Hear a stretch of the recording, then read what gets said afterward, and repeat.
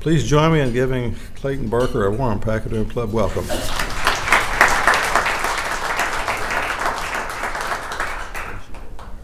It's great to be back, and thank you for coming to this discussion. What I'm going to do today is talk until about 12:45, then I'll open it up for questions. Most of it's going to be on the history of the Kansas Republican Party, and clearly that's too much for a 45-minute discussion, so I'll put some anecdotes in there and maybe pointers for today's politics.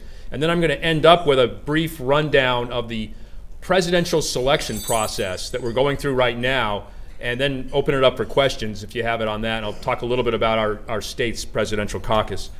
Well, first of all, that's the presidential nominating convention in Tampa in 2012, which we're going to have another one here in Cleveland in 2016. That's kind of the big goal for the national party. But I'll start out with the history of the party. One thing I've learned going through politics, I'm kind of an amateur armchair political historian, is that candidates and parties are not a consensus, meaning everybody doesn't agree on everything. They tend to be a coalition. Different groups with different values, or they rank values differently, get together at times, and sometimes they're focused on people, sometimes they're focused on ideas. But because the Kansas Republican Party has been so dominant in Kansas for so long, it tends to form groups inside it. Sometimes we call them factions. And I know lately we tend to bemoan this, but it's kind of the history of the party is we're always fighting each other.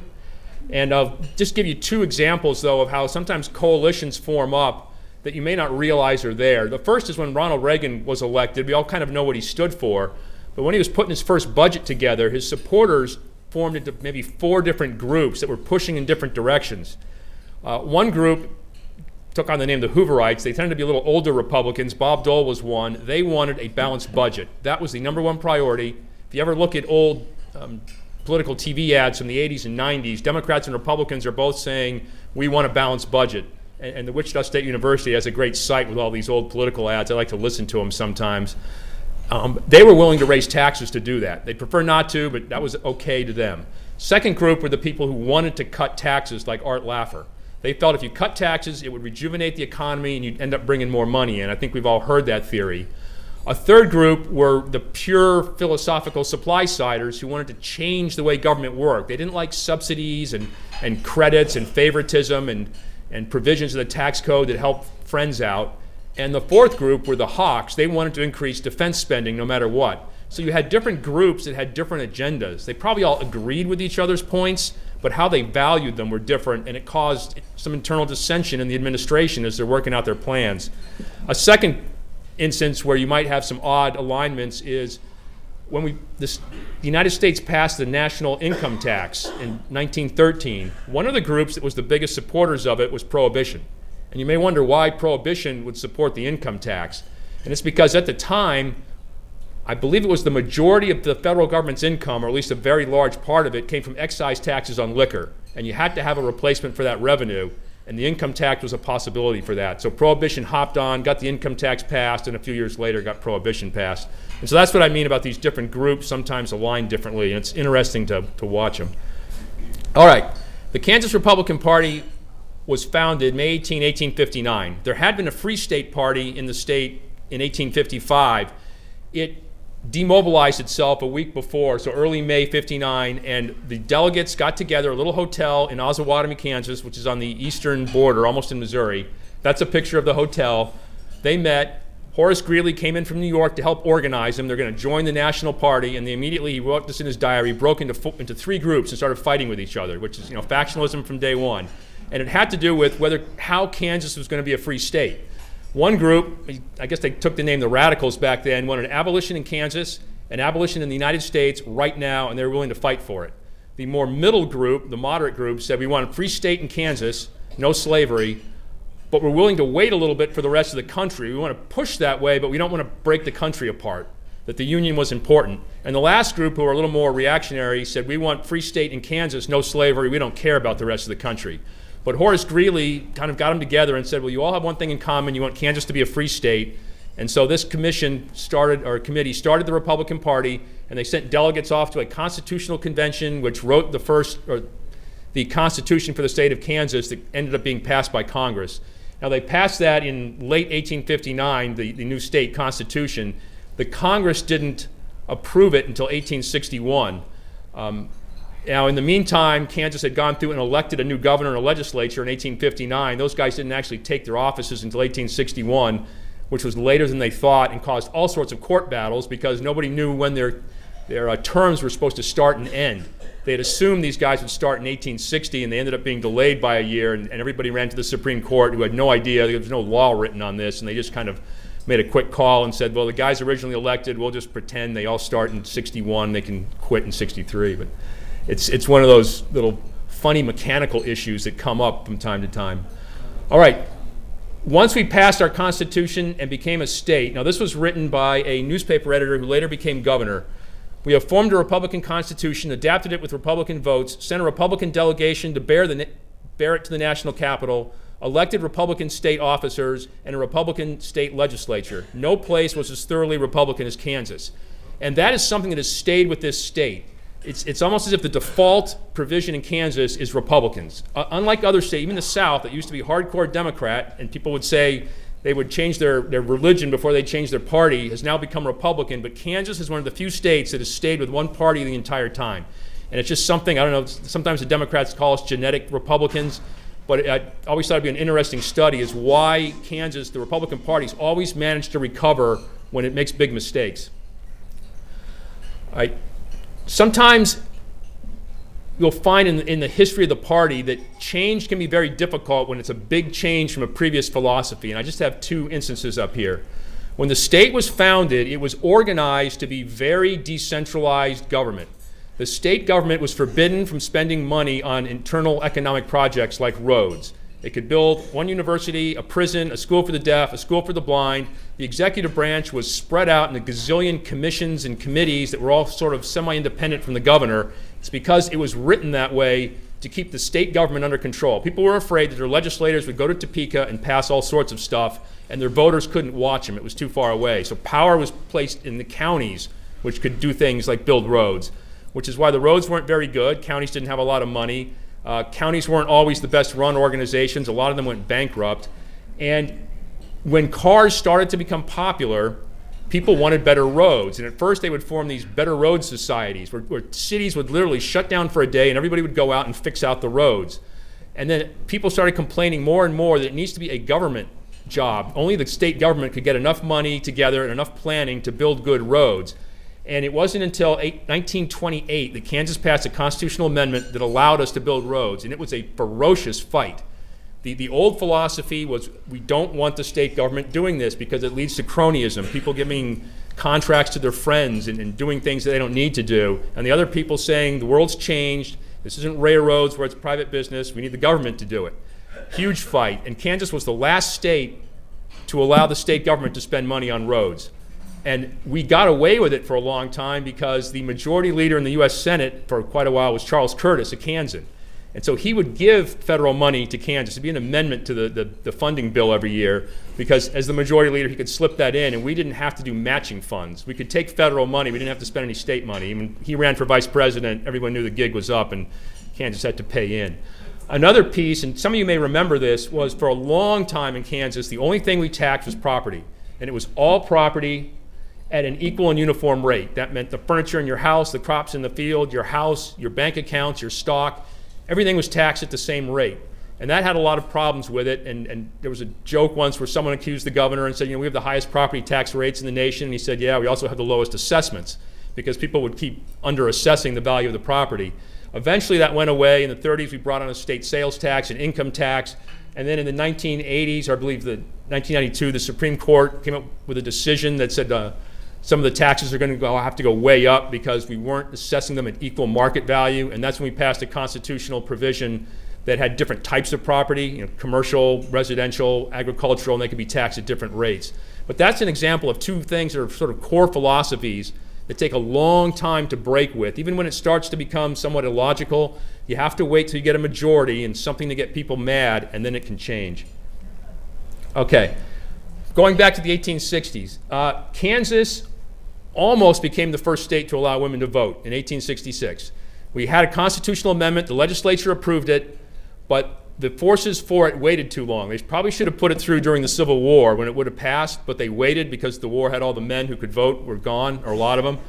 And by the time they got it through the legislature and up again, a lot of new people had come to Kansas, and sort of that revolutionary, we're going to change the world feeling lost. But Kansas in the 1860s, 70s, 80s was very socially on the cutting edge. And that's a woman who was pushing for rights to vote. Women in Kansas did not get the right to vote until 1912. I think we were the 6th or 7th state to get it through. Okay, one of the first factions, or second faction, but one of the first was wets and dries, alcohol in Kansas. The Republican Party split. The dries wanted prohibition, no alcohol. The wets wanted temperance, meaning we passed some rules to reduce the amount of alcohol, saloons and alcoholism, but we don't want to ban it. And if you look at their arguments, it's very much like libertarian thinking today. The wets were saying it's not the government's job to tell people how to live their lives. We'll put some boundaries on conduct so we don't all go crazy. And the wets took the opinion that we're doing this for the betterment of society because alcohol is evil and the liquor lobby corrupts the system. And it also involved a lot of women. And if you all know Carrie Nation, very famous activist. Activists tend to become famous and they can lead the attack. They aren't always the best governing people. I mean, she probably was mentally ill. Her husband divorced her, but she was very wily. She would go into saloons with her little hatchet, and maybe the sheriff was in there drinking, and she'd chop the place up, and she wouldn't get charged because the sheriff had just told the attorney general there are no saloons in my county, and here he is in one that just got bashed in by this woman. But that becomes a factional fight. What does Kansas do? 1880, the voters approved prohibition, and we had it until 1948.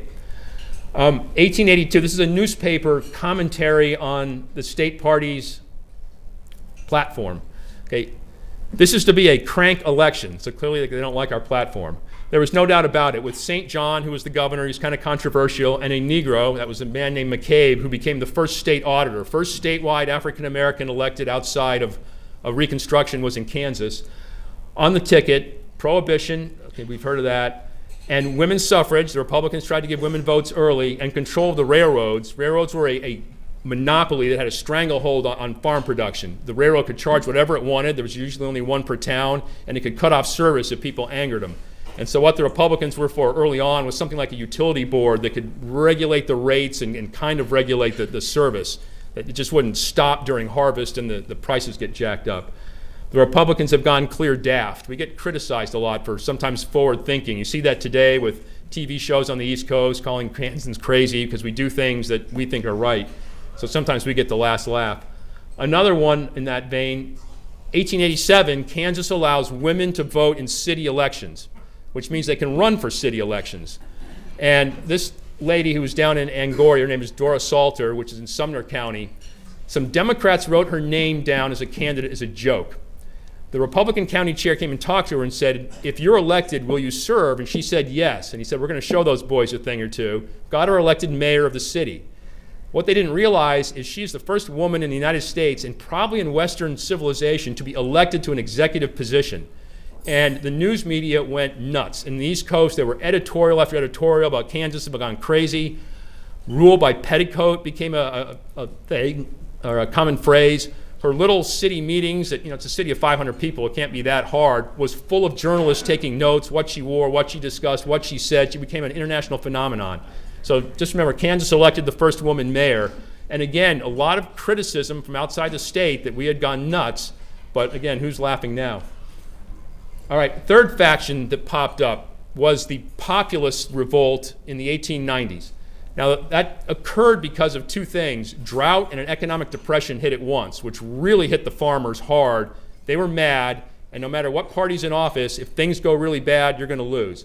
So we went from the Republicans, 121 representatives in the House, 125 total, to 26 in one election.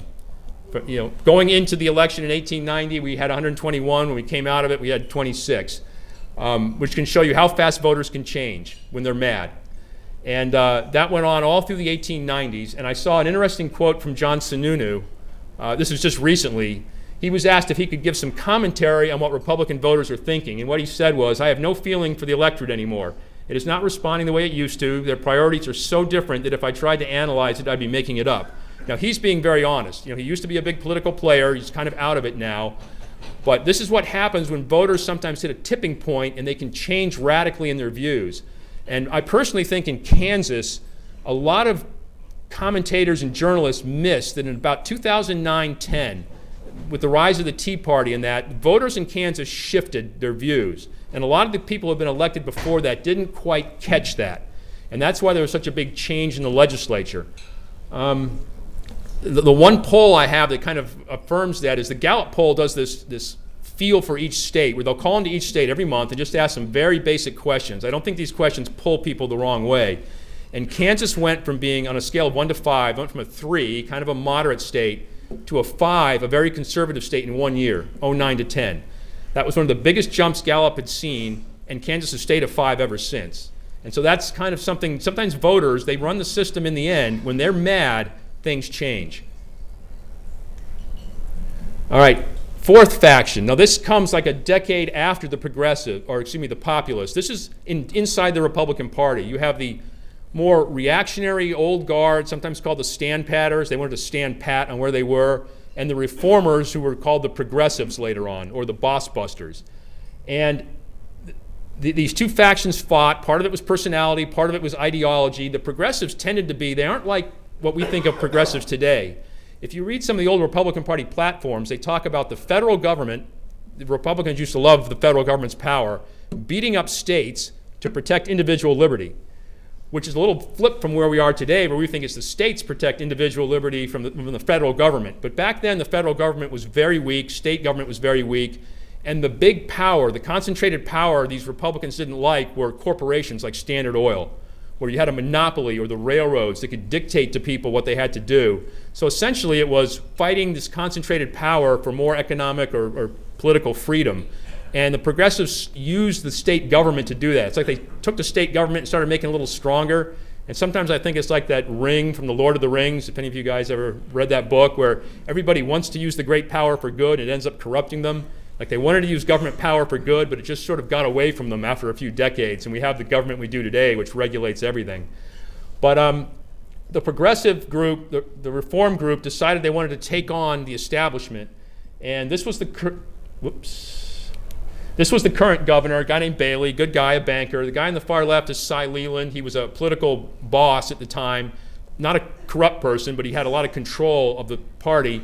And the reformers wanted to get the guy in the middle, Hoke, elected governor. And they didn't have the primary yet. You did it by electing precincts would elect delegates to a state committee meeting, which would elect delegates to precincts to a county committee meeting, which would elect delegates to a state committee meeting. You have this big committee, a couple thousand people, and they would vote for the person the Republicans would pick as governor.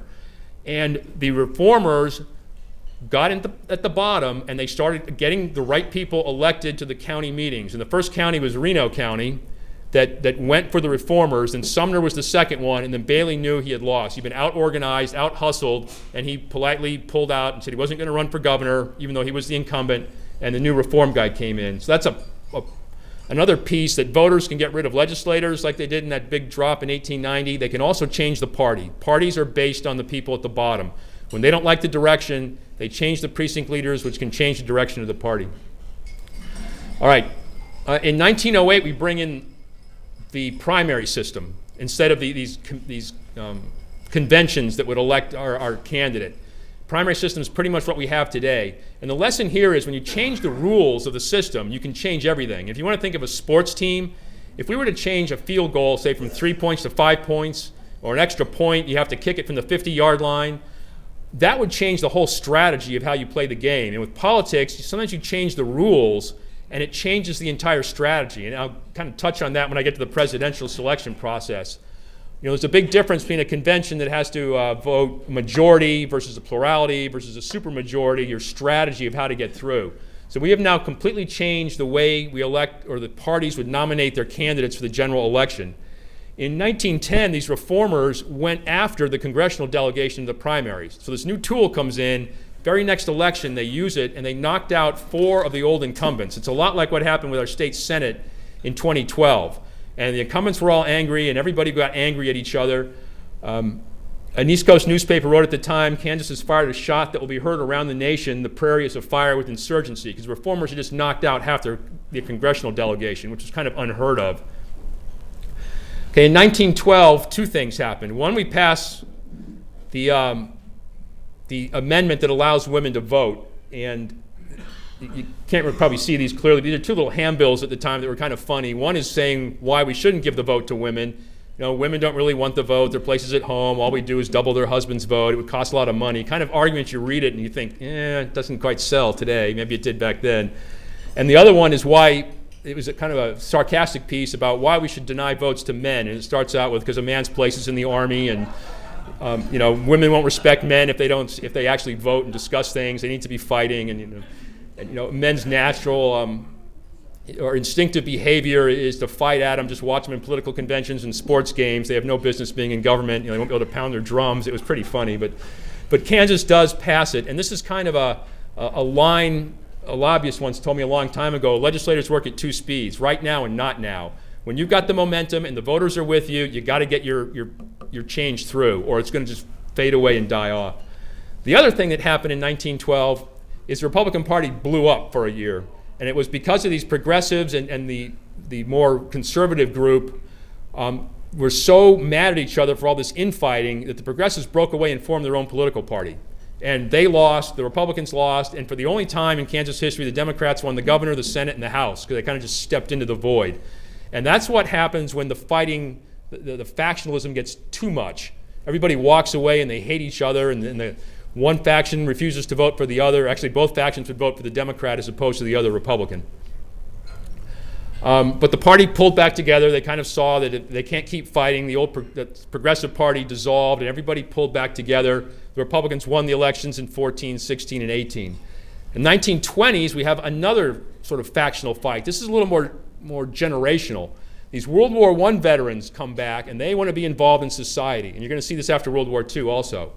And the old progressives, who now kind of controlled the Republican Party, didn't want to let them in. We had fought all these battles 20 years ago. We know what we're doing. And the young guys are saying, we want in. And you had these World War I veterans that tended to be conservatives. It's the first time you start using the word conservative versus the old guard. And the conservatives managed to push their way into power. They were younger. They organized around the American Legion, which were World War I vets, and they pushed themselves into power. And I guess the voters were a little tired of constant change. They wanted things to sit still for a while. Okay, 1930s come along, and we have the Depression. When economic bad times happen, I've seen sort of three things can happen. One is you can get some pretty extreme leaders. This guy here on the right is the goat gland doctor, if you've ever heard of him, Brinkley, who had some very wild populist ideas that caught on with a lot of voters who were suffering a lot. He was a write-in candidate in 1930 and almost won the election. And you hear stories, though, about boxes of ballots floating down the river and lawyers saying, well, they spelled his name wrong, you can't count that. Probably one of the only times the Republicans and Democrats worked together very closely to make sure this other guy didn't win. The Democrat probably won by about 100 votes, and the Republicans didn't challenge it because they didn't want anybody digging into that election. And then he ran 2 more times as a Republican, but by then people had gotten tired of him. But he brought in ideas like advertising on radio and flying a plane around to cities to bring attention. The other guy on the left is Winrood, who was called the Jayhawk Nazi, a racist, and the Republicans were very afraid he was going to win the Republican nomination in 1938 to be U.S. Senator. And even I've heard that Franklin Roosevelt called the Republicans and said, I'm supporting the Democrat, George McGill, to be elected, but just in case, you guys need to get someone to make sure this guy does not become your senator. And the Republican Party rallied around a guy named Clyde Reed, and Reed ended up becoming the U.S. Senator. So you can get some leaders that have some really odd ideas, but they appeal to voters. A second thing that can happen is you can get some really great reforms when the economy is hurting. People do what they've got to do. And one thing that came out of the Depression in Kansas was we forced every county and city to do their accounting the same way. Before that, everybody could do it their own way. And it's like that line Warren Buffett uses, that when the tide's in, you see everybody's head and they all look happy. When it goes out, you can see who's got their pants on. A lot of counties, you could suddenly saw, were playing games with the money. And when everybody's got to account for it the same way, it made the state a lot more effectively run financially. And sometimes, though, you can get ill-considered laws that in hindsight we see they were bad. People just get too revved up. And one in Kansas from the Depression was they banned all chain stores, only mom-and-pop stores. The problem with that is a lot of these mom-and-pop stores didn't have the capital to survive a depression. I mean, you couldn't have chain stores like McDonald's or Holiday Inn. And a lot of these little stores went out of business because of that, when a chain store could have survived by being a little more efficient and effective with their money. All right, now, I talked about how factionalism can be really bad when the party blows up. No factionalism can also have its own problems. And from about 1937, when the Republicans got together and said, we need to stop fighting about ideas and start winning elections because the Depression, they were being eroded away, we won everything. We had the governor 9 times in a row. We won the election. We won 39 out of 40 state Senate seats. I mean, there was one Democrat for a while. And the only reason the Democrat Party kept going as an institution was they controlled all the federal patronage. Roosevelt and Truman controlled all the postal employees and all that, and they gave that power over to the Kansas Democrat Party, so their chair and national committee man had a lot of influence. But the Republicans controlled everything. All they cared about was winning, and the party kind of lost its, I don't want to say lost its soul, but it lost its direction. There was a lot of allegations of soft corruption and contractors paying money and bosses making all the decisions in back rooms about who would run. It kind of lost that fighting spirit it had. Now, World War II was in there and the country was diverted, and they would spend money to buy favors. And a lot of people just started seeing this mess in Topeka, where it was the same old people making the same old friends. All the newspapers were with the Republican Party at the time, odd as that may be to believe today. They'd all get together and decide what they were going to do. So sometimes having no factionalism is as bad as having too much factionalism. And in the 1950s, you had a new group, World War II veterans, called the Young Turks that came in. John Anderson, the governor, was one, and this is Fred Hall, the governor, was one. And they fought this old guard back and forth to take control. And just 2 things I learned from Fred Hall was, first, it never pays to be a jerk. Fred Hall was a very smart guy. He was a lawyer. He's a lot like another governor, Clyde Reed, who became a senator. They were both very smart guys, very opinionated. Someone once said of Clyde Reed, he would cross the street if he didn't like you. He'd walk across the street just to tell you he didn't like you. He was that in your face. And sometimes that doesn't, and Clyde Reed and Hall were the only 2 Republican governors who were incumbents that did not get reelected. They did not get picked up in the primary to be reelected because they irritated people in their own party so much that people said normally he'd be okay with the incumbent, even if he didn't agree with them, went out to get rid of him. And the other is, you never do well when you're the governor and you're fighting your own party. He got into fights with the whole Republican Party, and the Republican Party would pass resolutions against things he was doing. It really hasn't happened as viciously as that since the 1950s. But you pick a fight with your own support base and your structure, you're not going to do well. All right, the last faction I'll talk about is in the early 60s. And that's where Goldwater, a little bit of the John Birch Society came in, sort of the modern conservative movement. And you know who the leader of the Goldwater people in Kansas was? That right-wing extremist, Bob Dole. A lot of people don't realize that's where he started out, as he was so far out there, the Republican establishment was trying to get rid of him in primaries, and he just kept lasting and winning. And once he became, and that's why he was the head of the RNC in the 70s. He was Ford's vice president because he was the conservative guy that everybody liked after Reagan.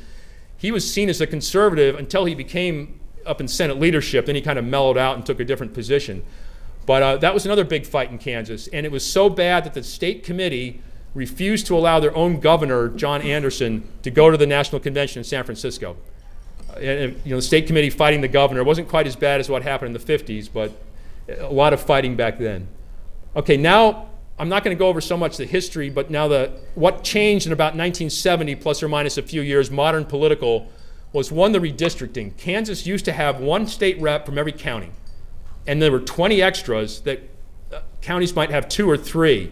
But what that created was really populous counties like Sedgwick were way underrepresented, and rural counties were overrepresented. They had too much pull. You could actually get a majority in the House with reps that only represented, I think, 19% of the population. So the U.S. Supreme Court made some decisions that said state legislative districts have to be equal in population. That caused a revolution in representation in the legislature, and that was in the late 60s. In the early 70s, we brought on 4-year terms for the statewide, like the governor and attorney general, instead of 2-year terms. And the governor created a cabinet system instead of all these commissions. So governing power became much more centralized and efficient. And the last was, probably because of Watergate, we got rid of patronage. The big power political parties used to have was they were the ones that hired all the government workers. The county chair would be the one you'd go to if you wanted your son or your cousin to get a summer job or a job with county government. And everybody was interested in patronage, which is why people paid so much attention to the party. That just faded away. Some laws changed and practices changed. You just don't see that anymore. You know, it used to be that the senator, as long as the president was your same party, would pick every postal worker in the state. You know, if every town has a postmaster, that guy would be from the president's party. So I'm going to show you some quick charts and graphs here. This is voter registration. Now, this is kind of modern history. From about 1980 until today, the red is the Republicans. We've gone up and then stayed steady about 45%. The blue is the Democrats. They've trended down from about 30 to 25%. And the green is unaffiliated. It's gone up. And this has stayed pretty steady over the last 20 years. Parties try to change things, go out and register more people, and the percentage doesn't nudge a lot, though we have more voters. All right, this is probably the biggest change since about the 1970s. This is the number of Democrats who are in federal, which is the red, and statewide, which is the green, positions. And you go off to the far left, that was Bob Docking. When he was elected governor, he was the only Democrat, federal or statewide. And it's gone up and down since then, but the Democrats have always had at least one person. And this other person right here was Kathleen Sebelius. And before the 2010 election, it was because a lot of Republicans resigned. 5 of the 6 statewide were Democrats. Since the 2010 election, there's been no Democrats in federal or statewide office. That is a big change from what's happened in the past. And if we win all federals this time, which I think we will, that'll be 8 years with no Democrats in statewide or federal office. The last time we went 8 years like that was 1902 to 1910. So that has not happened a lot. The Democrats have always had somebody in there as their natural party leader. They really don't have anyone now. This is the membership in the House, and this actually only goes up to 100, or there's 125. The Democrats won the majority in the House in 1976. Kind of as a result of Watergate, the Republicans trended down in 1980. And then the Republicans jumped up a lot in 1994. And then again in 2010 when they picked up 16 seats. And I, for one, was pretty shocked that we picked up 5 more in 2014. I thought we'd stay about the same. I didn't see that coming. We are at historic highs. There's been more than that, but historic since the early 50s was the last time we had more than 97. In the Senate, we're at 32, which ties us from before Watergate. And my last slide about the history is something I kind of noticed this one day, is governors. Since 1964 election, no governor in Kansas has been followed by someone else from their own party. It went Anderson and then Avery, who lost to Docking. Bob Docking had 4 two-year terms, great politician. Bennett was a Republican. Then Carlin had 2 terms. Then Hayden was a Republican. Finney was a Democrat. Graves had 2 terms, Sebelius and Brownback. So in 2013, I'm hoping we can break that trend, but it makes a nice candy cane if it doesn't on the graphs. Now that's my quick history of Kansas, Republican Party. Now I'm going to completely change topics here on you, and this is the presidential nomination. And this is the things I want you to kind of remember when you read all these stories in the press. One is every candidate has to have a path to victory. How am I going to get a majority of delegates at the National Convention to become the president? That's what they have to tell their donors. That's what they have to strategize on. There's 2 numbers that matter, magic numbers. One is you have to have the majority of delegates in 8 of the states or territories. There's 56 states plus territories. And you need, I think, 1,237 delegates. That's one more than half. And every state has a certain number of delegates. It's based on the state's size and partially how Republican it is. And every state picks their delegates in a different way. One is it depends where they fall on the calendar. So an early state like Iowa and New Hampshire kind of carries more weight than its number of delegates may imply, just because it's earlier in the calendar. And the first state to go is going to be Iowa at the beginning of February, New Hampshire, South Carolina, Nevada. Those 4 are allowed to go in February. Then anybody else can go after that. March the 1st will be Super Tuesday, so a whole bunch of states go. Kansas, because we have to do it with volunteers, is doing Saturday, March the 5th. And those first 2 weeks of March, the states have to award their delegates proportional to the vote. After that, if they want, they can do a winner-take-all. That means you get one more vote than the second place guy, you get all the delegates. And I'll explain the implications of that here in a sec.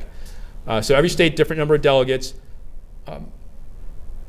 How the delegates are bound to the candidate is up to the state. They can be unbound. That means the voters just vote for a delegate who goes in there and says, trust me, I'll vote for the right guy.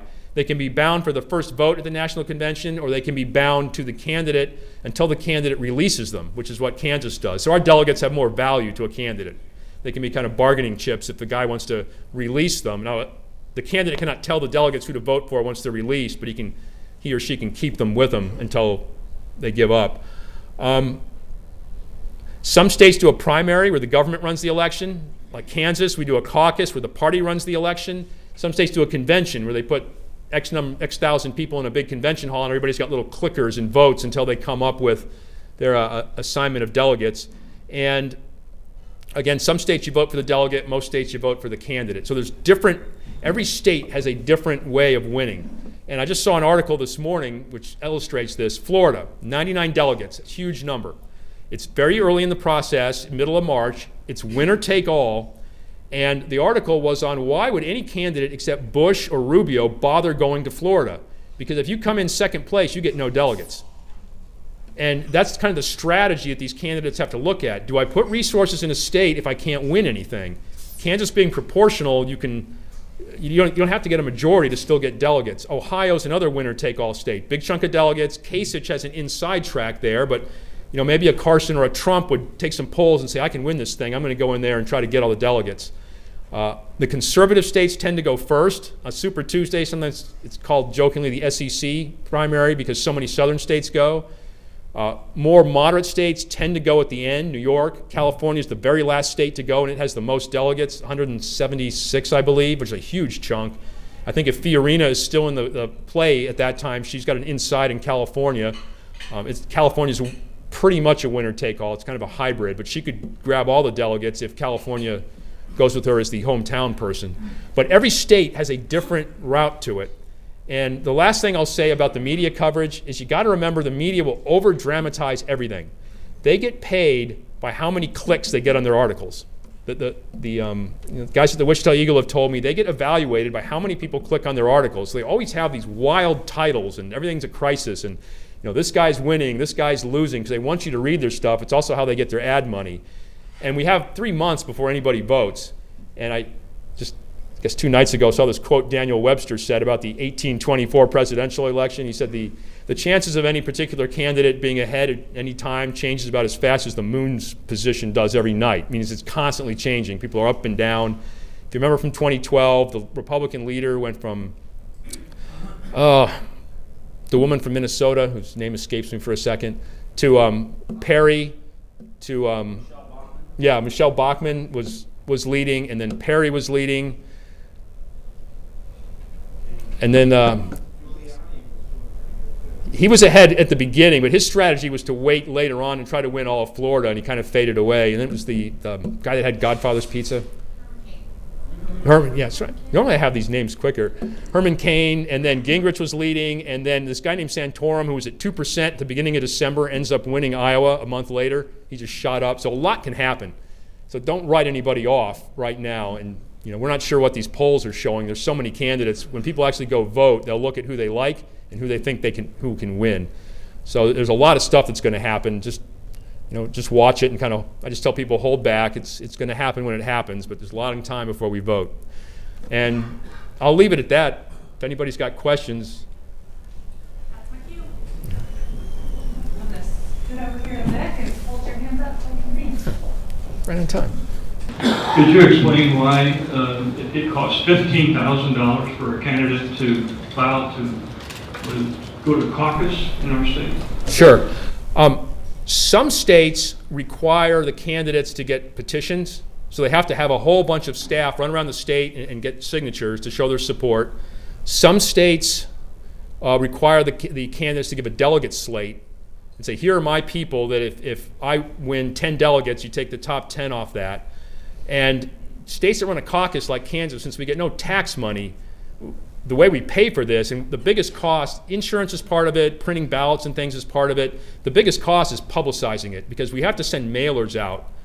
And because we need to get something in people's hands that say where and when, where to go and when it is. So when they look at it and go, oh yeah, here's the address to go, that fee pays for it. It also tends to keep off, some states like Florida will end up with 90 people running for president because it takes $100 to get on. They just do it for fun. And that kind of keeps people that aren't serious out.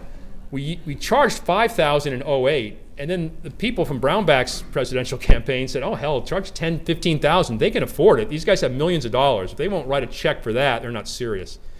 Some states like South Carolina charge, I think, $50,000.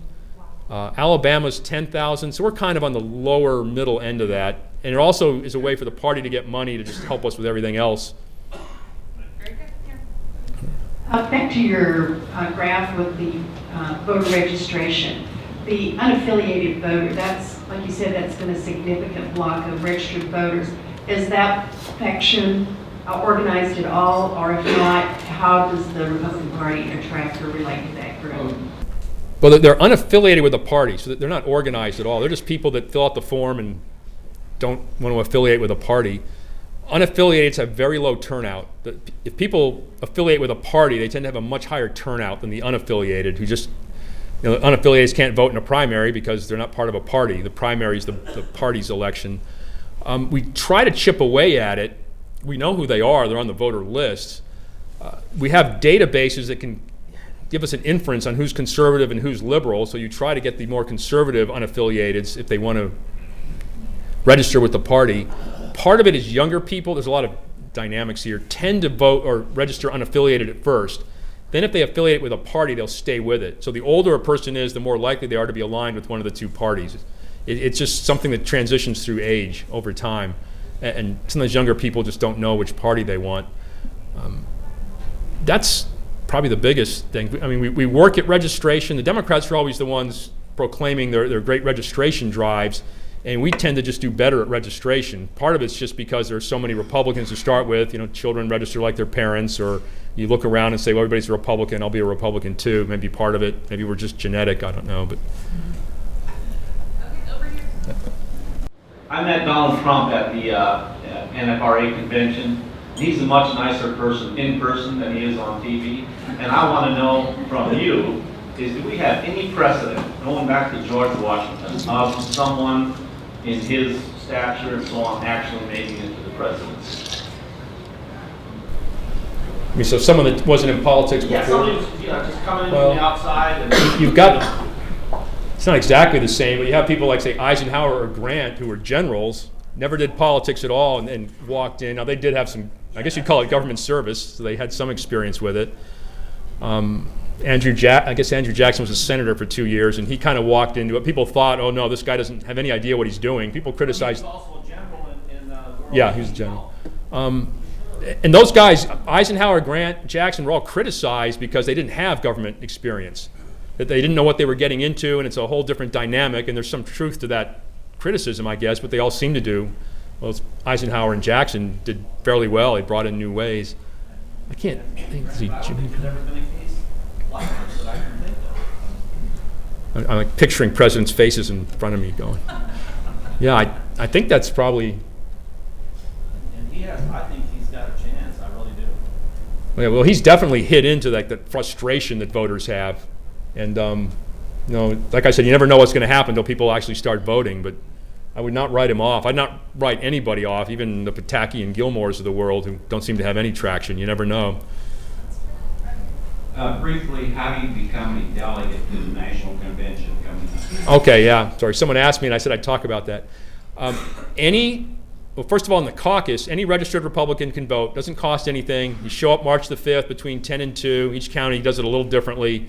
And you cast your ballot, and then we take the results and we decide, okay, candidate X will get 10 delegates, candidate Y gets 15 delegates. We allot delegates to the candidate.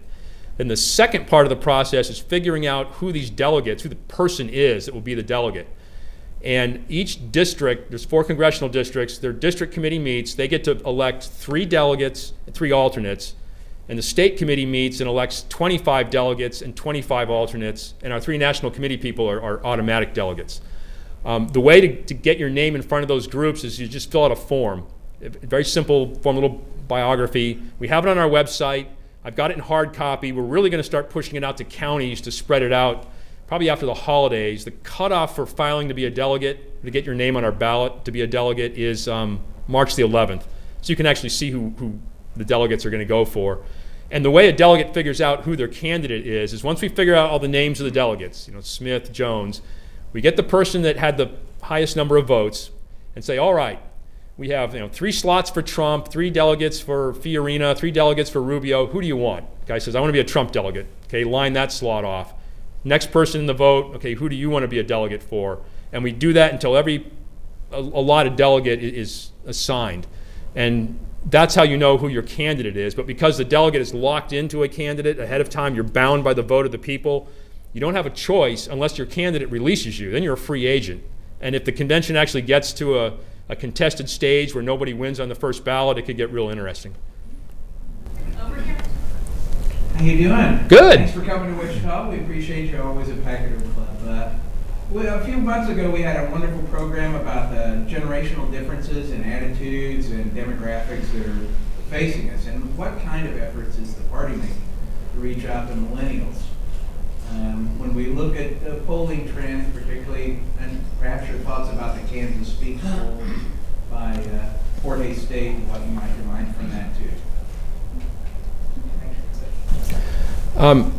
One is we try to really support, and we have good active groups, the college Republicans and the young Republicans in Kansas. A lot of chapters on campus.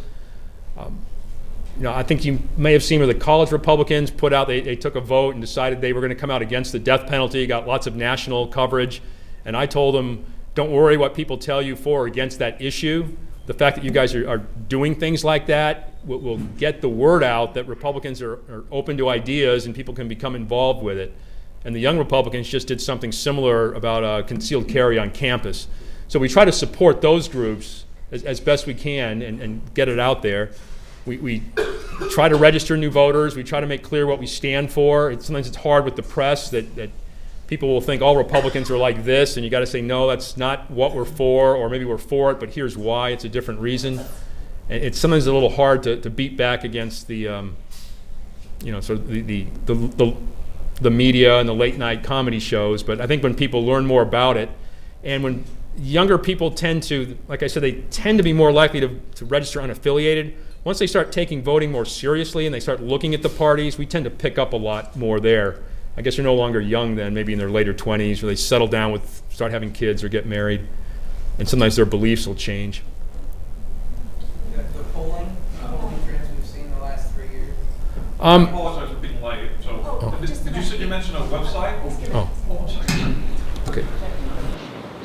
You mean that, The Kansas Speaks polling and how some of the issues seem to be cut against things that we've done. Fort Hays State. Yeah, I saw the Docking Institute poll, and there's some underlying issues I had with who they actually asked the questions of and how the questions were framed. A lot of people will say, I'm against Brownback and his tax policies, but then they want lower taxes. It's kind of like they're saying two different things. I also realize that the average voter has no idea who their rep or senator is. People on my street, and I talked to at the pool, just all they had heard about the last legislative session was we had raised cigarette taxes. I watch this all the time. I'm all nervous over, session's going too long, the voters will hate it, and these guys have no clue. And they're not dumb at all. They're smart people. They just don't pay any attention to it. They did know the county raised their property tax up in Johnson County, which is why I like Sedgwick County's county commission better than ours. And it's, they watch a few of the TV debates, and they like Ben Carson. He seems like a nice guy, and they like Trump. And I listen to what they say. I don't try to ever argue with people. I wear political stuff sometimes because people will come over and talk to me. You never get attacked. I always thought people get angry, like, you're a Republican? And they just come over and chat. But I think a lot of voters, they don't quite know what people stand for. They know kind of the issues they support. So I'll read polls like that. But you all remember back in 2014, all the professors predicted that Davis would win by 10 points, and he didn't. Sometimes those polls don't always tell you how people will end up voting. That's true. Okay, right here.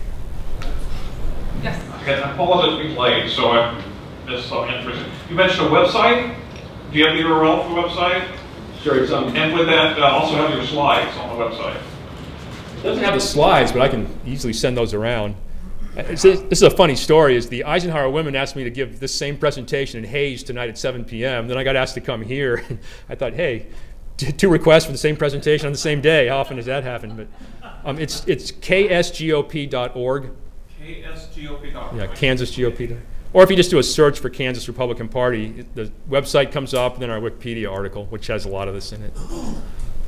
Any other questions? Well, No, we'll give one more to Mark and then we'll. You talked about the Republican Party getting that funding for the candidate. Are the Democrats doing the same thing, or do they have to do the same thing, or can they do something entirely different? Or do we have to agree that this is how it's going to be in Kansas? The great thing about the presidential selection process, it's pure federalism. Every state can do its own thing within certain party rules. The Kansas Democrats, I believe, are only charging like $1,000 or $2,000. And I'm not sure if they're kicking themselves for going so low, because Hillary Clinton can clearly afford, they could charge her $1 million, I guess. But they're doing it the same day we are, which isn't required. It just fell that way. They looked at it the same way we did. So both parties doing it the same day, I think, is going to help publicity, that the media can say, everybody, this is the day Kansas votes, just go to a different place. Now, there's other financial things, like I wish our national party would do this. The Kansas Democrats get $12,000 a month from their national party to help cover overhead, and we get nothing because we're so Republican. So we have a little more need for cash than they do. There's a couple issues going there, but every state does it differently. The Democrat National Convention has a lot more delegates than ours, and they have that super delegate category of elected officials or automatic delegates. The Republicans don't have that. So each party does it differently, and they do theirs it's like one caucus site per Senate district, I believe, and we do it per county. And they do we just do a paper ballot. They have that process where you walk to a corner of the room for the candidate you're in, and if your candidate doesn't have more than a certain percentage of votes, you can reorganize and go somewhere else. It's a little bit more like Iowa does it. We just have a straight to get a ballot vote and leave process. Next question. Can you tell us what it's like to go to a national convention? I will say that I was fortunate enough to go last time and had a great time. Well, my role was to make sure everybody paid for their hotel rooms, didn't trash it. They showed up. They got on the bus at the right time. Yes, some of the younger people, I won't say who. But, for a delegate, you have to cover your own costs. So your flight down there is on you, getting to the hotel, and paying for the hotel room. Every day, somebody is going to sponsor a breakfast, a lunch, and an after-convention event. So your food's pretty much paid for by people that are just hosting us. Usually about mid-afternoon, 3 o'clock or so, everybody gets on the bus and goes over to the convention. The delegates all have tags, the alternates have tags, and there's probably about 150 or 60 guests that can come with us that have guest tags. The delegates are down on the floor. They all get seats. Seats are kind of bolted to the ground or covered up so people don't move them around. Alternates get the best seats because they're right there on the rail. They can't go on the floor. It's kind of like a hockey rink. You're blocked a little bit. And the guests are all up in the nosebleed section unless you're really fancy. You're in a booth eating, I don't know, appetizers with the speaker or something. And then there's just a lot of speeches and cheering, and you vote on platforms and things like that. There are some subcommittees that break out and meet early before the main convention meets. It's just a lot of fun. There isn't a lot of work to it. You just have to show up, and the whole group's in the same hotel, so we all move together. And you get to meet all the VIPs. Last time Kansas had really bad seats, but they turned out to be really good. Let me see if I can. Oops. Okay. It's kind of hard to see. They have these big signs so you know where to sit. We looked at the speaker from the side, so we were like way out there. I could see the speaker's legs, when they're kicking the podium, which was bad seating, but it turned out to be really good because the main entrance to the area was right in front of us. So there was a big gap between the seats so we could stretch out, and every VIP that came through came in front of Kansas. They all stop and talk to us because Amanda Atkins had I thought this was a dumb idea, but it was brilliant. She had people dress up in sort of Kansas costumes, Wichita State Shocker, and I think that was Ben Sauceda, was it? But, and a Jayhawk, and she wore ruby slippers, and all the photographers wanted to come over and take our picture, and all the VIPs would pose with us, so everybody got to see them, and it just, you see all these people you see on TV, and the famous journalists would come over and talk to you. That's always kind of fun for people.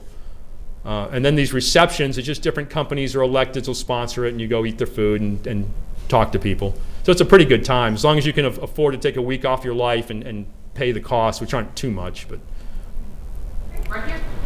So the primaries, one of the things that the Democrats do is that if you are independent, you can still vote in the Democratic primary. The Republicans, you have to be a registered Republican. Looking at your chart, I can see there really isn't a huge need, but if there's a way that we could reach out to those independents to maybe change their party on the day or something? Is there anything like that that's been thought about? Yeah, now this is for the regular primary. The Republicans always had a closed primary. You had to be a Republican to vote. So you could go in on election day if you were unaffiliated and change to Republican, change your registration right there and vote in the Republican primary. The Democrats used to have an open primary, which meant anybody could vote in their primary. You didn't have to, a Republican could vote in their primary. They changed that 2 years ago because they were losing, they thought they were losing the registration fight because people who were really Democrats just wouldn't bother changing from unaffiliated. So now they have the same system. You have to change it first, then you can vote. And we had always had a closed primary forever. They switched because they thought it would help build their numbers somewhat, which then helps you identify who your supporters are on the voter list. Clay Barker, let's give him a standing thank you. He did a lot of research for us today. Thank you, Clay.